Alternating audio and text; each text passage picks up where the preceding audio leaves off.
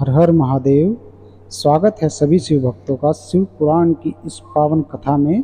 तो चलिए शुरू करते हैं विद्येश्वर संहिता का अध्याय 21 और 22, जिसका सार है पार्थिव पूजा की महिमा, शिव नैवेद्य भक्षण के विषय में निर्णय तथा बिल्व का महात्म्य।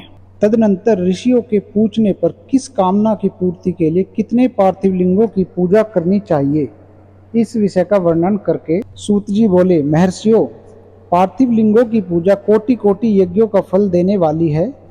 कलयुग में लोगों के लिए शिवलिंग पूजन जैसा श्रेष्ठ दिखाई देता है, वैसा दूसरा कोई साधन नहीं है। यह समस्त शास्त्रों का निश्चित सिद्धांत है। शिवलिंग भोग और मोक्ष देने वाला है। लिंग 3 प्रकार के कहे गए हैं, उत्तम, मध्यम और अधम। जो 4 अंगुल ऊंचा और देखने में सुंदर हो तथा वेदी से युक्त हो, उस शिवलिंग को शास्त्रज्ञ महर्षियों ने उत्तम कहा है। उससे आधा मध्यम और उससे आधा अधम माना गया है। इस तरह 3 प्रकार के शिवलिंग कहे गए हैं, जो उत्तरोत्तर श्रेष्ठ हैं। ब्राह्मण, क्षत्रिय, वैश्य, शूद्र अथवा विलोम शंकर कोई भी क्यों न हो, वह अपने अधिकार के अनुसार वैदिक अथवा तांत्रिक मंत्र से सदा आदर पूर्वक शिवलिंग की पूजा करे। ब्राह्मणों, महर्षियों अधिक कहने से क्या लाभ। शिवलिंग का पूजन करने में स्त्रियों का तथा अन्य सब लोगों का भी अधिकार है। द्विजों के लिए वैदिक पद्धति से ही शिवलिंग की पूजा करना श्रेष्ठ है, परंतु अन्य लोगों के लिए वैदिक मार्ग से पूजा करने की सम्मति नहीं है। वैदज्ञ द्विजों को वैदिक मार्ग से ही पूजन करना चाहिए, अन्य मार्ग से नहीं। यह भगवान शिव का कथन है। दधीची और गौतम आदि के साप से जिनका तिक्त दग्ध हो गया है, उन द्विजों की वैदिक कर्म में श्रद्धा नहीं होती। जो मनुष्य वेदों तथा स्मृतियों में कहे हुए सत्कर्मों की अवहेलना करके दूसरे कर्म को करने लगता है, उसका मनोरथ कभी सफल नहीं होता। इस प्रकार विधि पूर्वक भगवान शंकर का नैवेद्यान्त पूजन करके उनकी त्रिभुवनमयी 8 मूर्तियों का भी वहीं पूजन करे।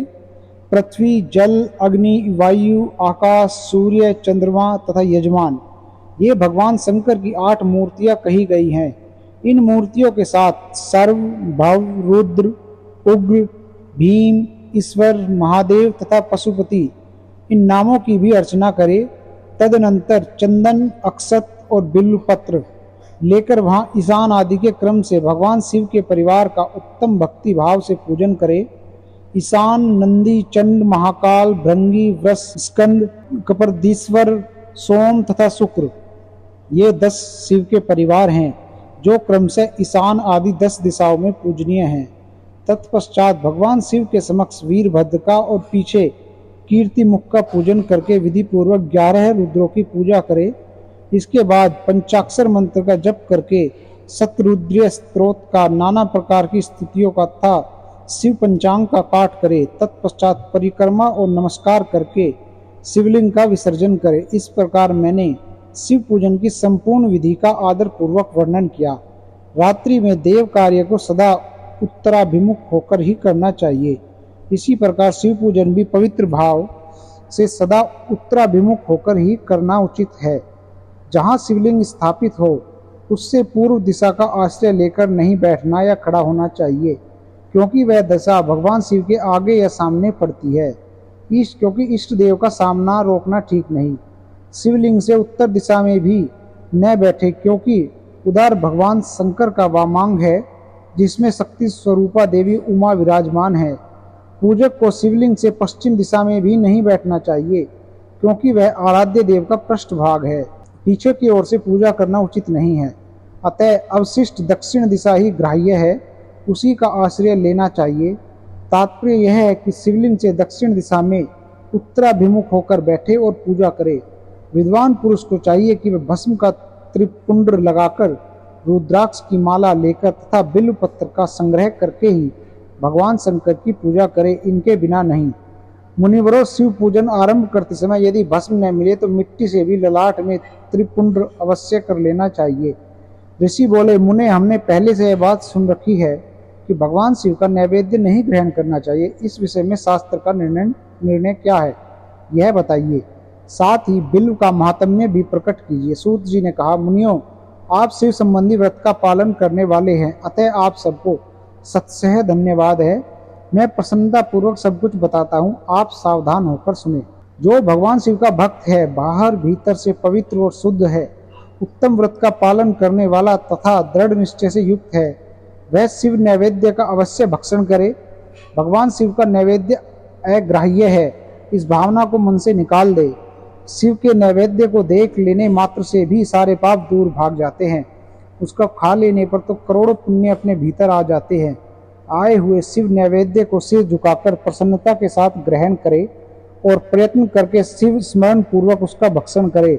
आए हुए शिव नैवेद्य को जो यह कहकर कि मैं इसे दूसरे समय में ग्रहण करूंगा, लेने में विलंब कर देता है, वह मनुष्य निश्चय ही पाप से बंध जाता है।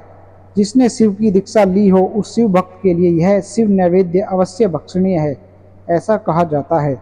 शिव की दीक्षा से युक्त शिव भक्त पुरुष के लिए सभी शिवलिंगों का नैवेद्य शुभ एवं महाप्रसाद है, अतः वह उसका अवश्य भक्षण करे। परंतु जो अन्य देवताओं की दीक्षा से युक्त है और शिव भक्ति में भी मन को लगाए हुए है, उनके लिए शिव नैवेद्य भक्षण के विषय में क्या निर्णय है, इसे आप लोग प्रेम पूर्वक सुनो। ब्राह्मणों, जहाँ से शालिग्राम शिला की उत्पत्ति होती है, वहाँ के उत्पन्न लिंग में रसलिंग अर्थात पारदलिंग में, पाषाण, रजत तथा सुवर्ण से निर्मित लिंग में, देवताओं तथा सिद्धों द्वारा प्रतिष्ठित लिंग में, केसर निर्मित लिंग में, स्फटिक लिंग में, रत्न निर्मित लिंग में तथा समस्त ज्योतिर्लिंगों में विराजमान भगवान शिव के नैवेद्य का भक्षण चांद्रायण व्रत के समान पुण्यजनक है। ब्रह्म हत्या करने वाला पुरुष भी यदि पवित्र होकर शिव निर्माल्य का भक्षण करे तो उसे सिर पर धारण करे तो उसका सारा पाप शीघ्र ही नष्ट हो जाता है। पर जहाँ चंड का अधिकार है, वहाँ जो शिव निर्माल्य हो उसे साधारण मनुष्य को नहीं खाना चाहिए। जहाँ चंड का अधिकार नहीं है, वहाँ के शिव निर्माल्य का सभी को भक्तिपूर्वक भोजन करना चाहिए। बाणलिंग अर्थात नर्मदेश्वर, लोह निर्मित अर्थात स्वर्णादि धातु में लिंग, सिद्धलिंग अर्थात जिन लिंगों की उपासना से किसी ने सिद्धि प्राप्त की है अथवा जो सिद्धों द्वारा स्थापित है, वे लिंग, स्वयंभूलिंग, इन सब लिंगों में तथा शिव की प्रतिमाओं में चंड का अधिकार नहीं है। जो मनुष्य शिवलिंग को विधि पूर्वक स्नान कराकर उस स्नान के जल का 3 बार आचमन करता है, उसके कायिक, वाचिक और मानसिक तीनों प्रकार के पाप यहाँ शीघ्र नष्ट हो जाते हैं। जो शिव नैवेद्य पत्र, पुष्प, फल और जल अग्राह्य है, वह सब भी शालिग्राम शिला के स्पर्श से पवित्र ग्रहण के योग्य हो जाता है। मुनीश्वरों, शिवलिंग के ऊपर चढ़ा हुआ जो द्रव्य है वह अग्राह्य है। जो वस्तु लिंग स्पर्श से रहित है अर्थात जिस वस्तु को अलग रखकर शिव जी को निवेदित किया जाता है, लिंग के ऊपर चढ़ाया नहीं जाता, उसे अत्यंत पवित्र जानना चाहिए। मुनिवरों, इस प्रकार नैवेद्य के विषय में शास्त्र का निर्णय बताया गया। अब तुम लोग सावधान हो, आदर पूर्वक बिल्व का महात्म्य सुनो। यह बिल्व वृक्ष महादेव का ही रूप है। देवताओं ने भी इसकी स्तुति की है, फिर जिस किसी तरह से इसकी महिमा कैसे जानी जा सकती है।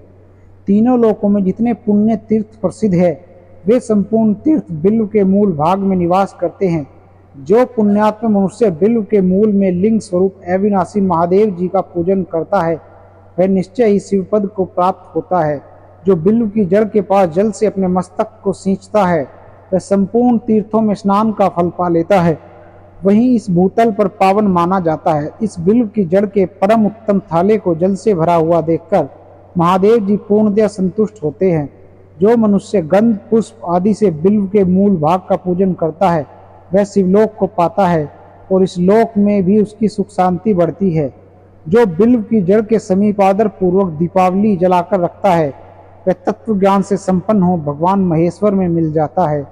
जो बिल्व की शाखा थामकर हाथ से उसके नए नए पल्लव उतारता और उनसे उस बिल्व की पूजा करता है, वह सब पापों से मुक्त हो जाता है।